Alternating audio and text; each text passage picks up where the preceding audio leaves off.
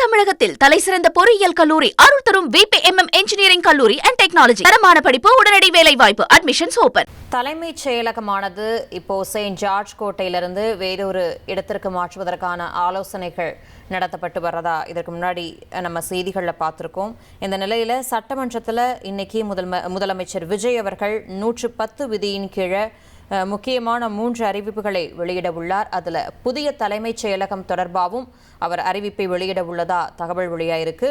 இது தொடர்பான கூடுதல் விவரங்களோடு இணைகிறார் செய்தியாளர் மணிகண்டன். வணக்கம் மணிகண்டன், இந்த புதிய தலைமைச் செயலகம் தொடர்பான விரிவான தகவல்களை பதிவு பண்ணுங்க.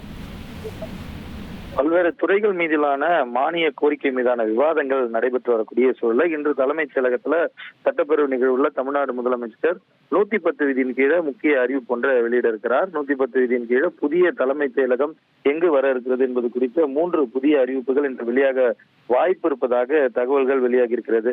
புதிய தலைமைச் செயலகத்தை பொறுத்தவரையில நேற்று பொதுப்பணித்துறை மானிய கோரிக்கையின் மீது பேசும்போது பதிலுரையில அமைச்சர் ஆதுவர்ஜனா புதிய தலைமைச் செயலகம் ஒரு இன்டர்நேஷனல் மாடல்ல 12 கட்டிடங்களாக உயர்த்துவதற்கு திட்டங்கள் இருக்கிறது.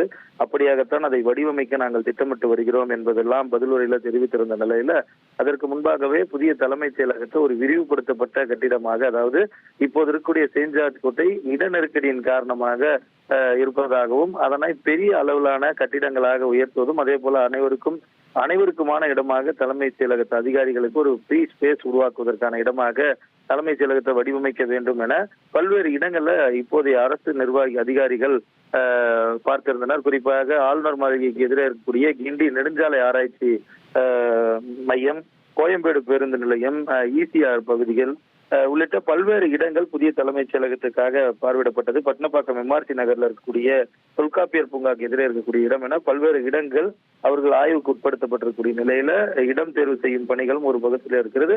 இது தொடர்பான முக்கிய அறிவிப்பு 110 விதியின் கீழ் முதலமைச்சர் வெளியிட இருப்பதாக வாய்ப்பு இருப்பதாக தகவல்கள் வெளியாகி இருக்கிறது. மானிய கோரிக்கைகள் தொடங்குவதற்கு முன்பே முதலமைச்சர் இந்த 110 விதியின் கீழான புதிய அறிவிப்புகளை வெளியிடுவார் என்றும் புதிய தலைமைச் செயலகம் தொடர்பான அறிவிப்புகள் இதுல இருப்பதற்கான வாய்ப்பு இருப்பதாகவும் தகவல்கள் வெளியாகி இருக்கிறது. நன்றி மணிகண்டன், உங்களுடைய விரிவான தகவல்களுக்கு.